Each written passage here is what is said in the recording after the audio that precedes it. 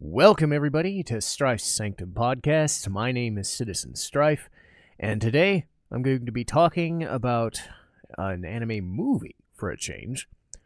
And this was one I found a few months back, and I was, not really sure what I was going to get, but it ended up becoming one of the more emotional and heartwarming and heart-wrenching stories, I think, that I've ever seen in an anime movie, and that is Maquia, When the Promised Flower Blooms.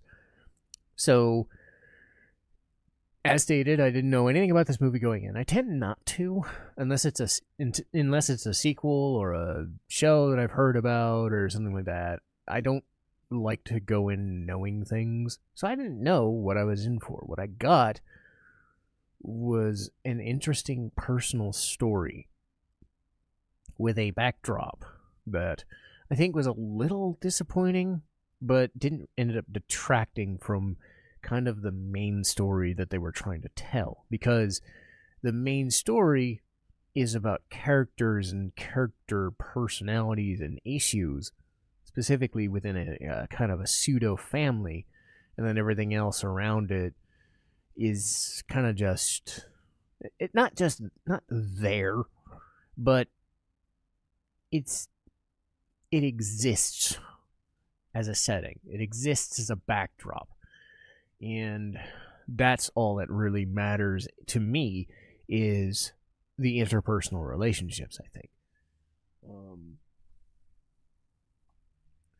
But for me, the biggest thing is starting up with the story, because the setting and the character's setup is really kind of fascinating. They don't dive into it enough because, again, they only have 2 hours to go with this. I would have liked to see a lot more about the Eorf as people, as a society. All we really get to know about the Eorf is that they have super long lifespans, essentially immortal in a way. But they live these lives, and they weave what is called Hebiel. And their goal is to just capture memories, give gifts for partings, farewells, kind of jot down life and story, but they stay away from people. They are known as the Clan of the Separated. And this is where we get Maquia, voiced by Xanthi Wynn.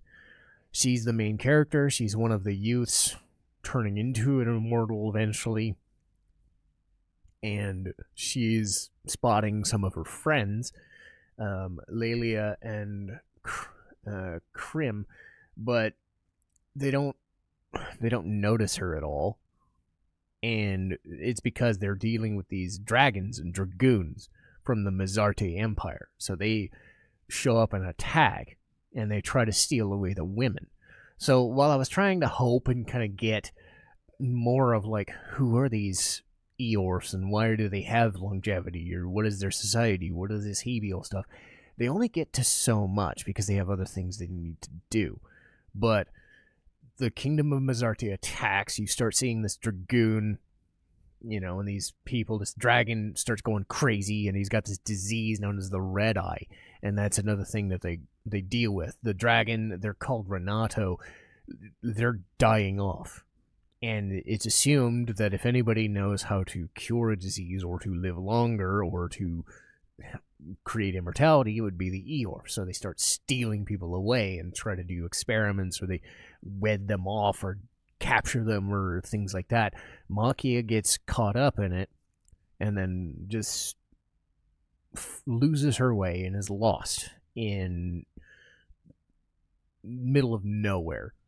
But she happens upon a village that was attacked for some reason, and she finds a baby named Ariel, or a baby she would come to name Ariel, and she decides to take care of it.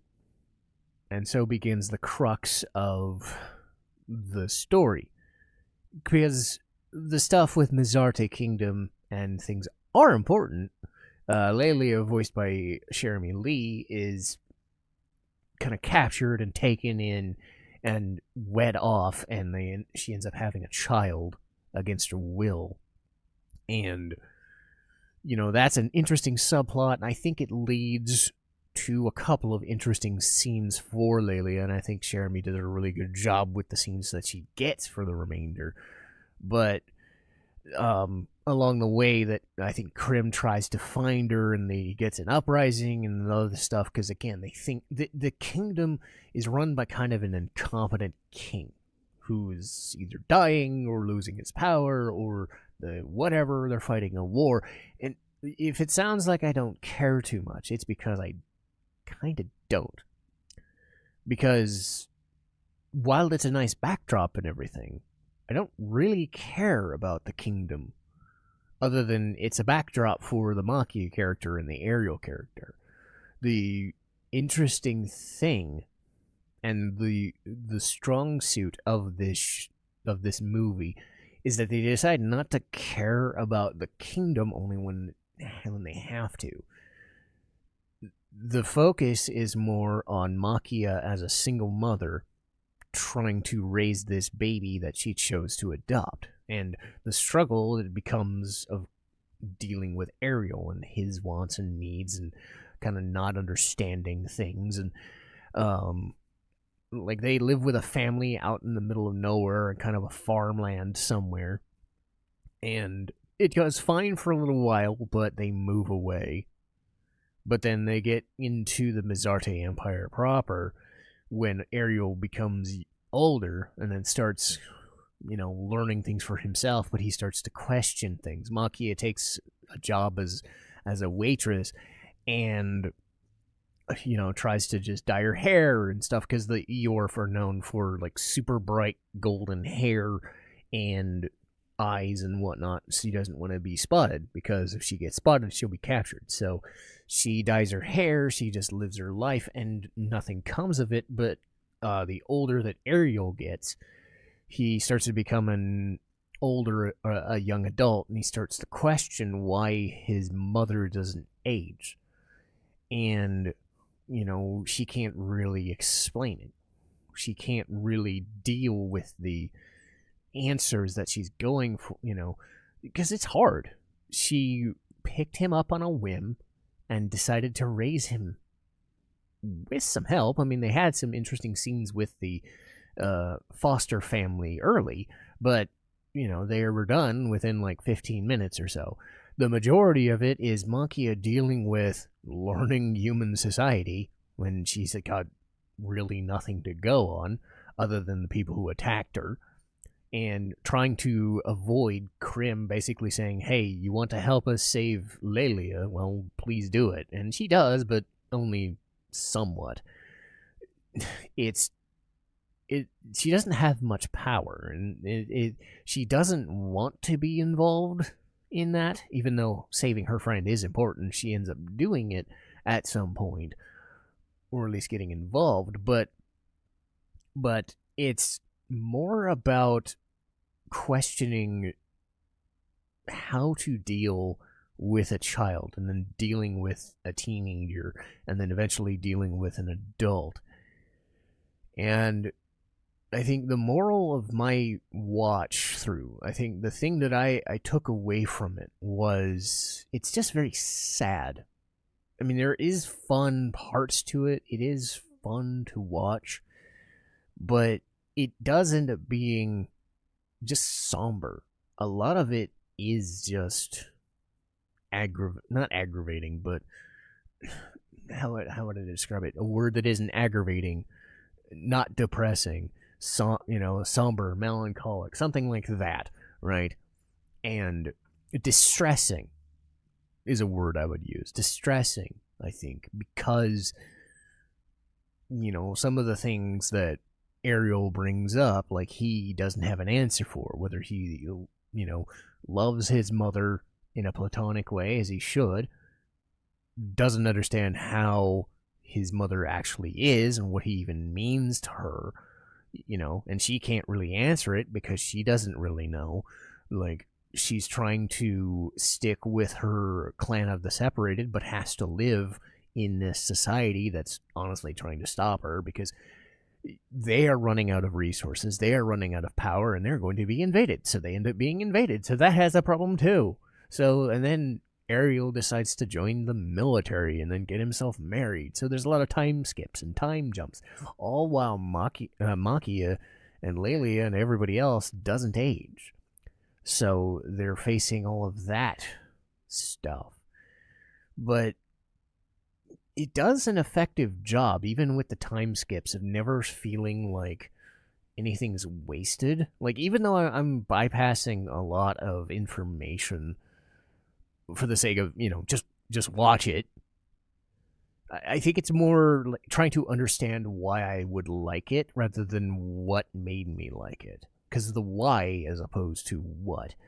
And why I like it is because it reminds me of something like a Frieren. Not in the same vein, but in tone and process. It's a slower moving movie. It's not trying to be anything but a drama. And it has its comedic moments, but again, I think the more I get involved with character dynamics, and I think this is an interesting character dynamic. It does enough with the immortal person setup. I wish they would have done more. If this had been like a full-on series of 12 episodes or something, you could have gotten deeper into like what Maquia's people, the Eorf, could have done, or what the Hebiel represents. Make it kind of a societal thing, and make make it peaceful.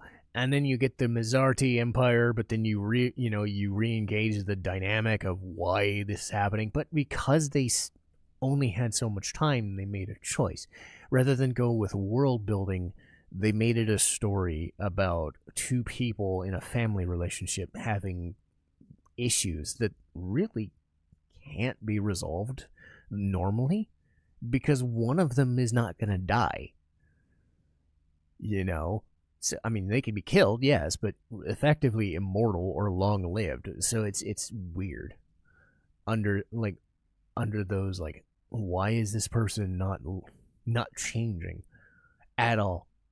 Well, what does that do to me? What am I doing? Why am I aging? What am I dealing with? What is my relationship to this person who says that she's my mother? Something like that. And it doesn't come across as annoying either. I was a little worried that the Ariel character would be annoying, and that phase is not around long enough to be the bothersome brat archetype, and instead the choices that he makes are still important. And like it feels like those things where it's like everything that goes right. Because I kept thinking there's something stupid that's gonna happen, and something's just not gonna make sense. And then I'm like, no, it's good. It stays good. It stays thematic. It made me cry, and I'm like, yes, I loved it because it made me cry. And again, I don't mind that because that means that I've been affected by it.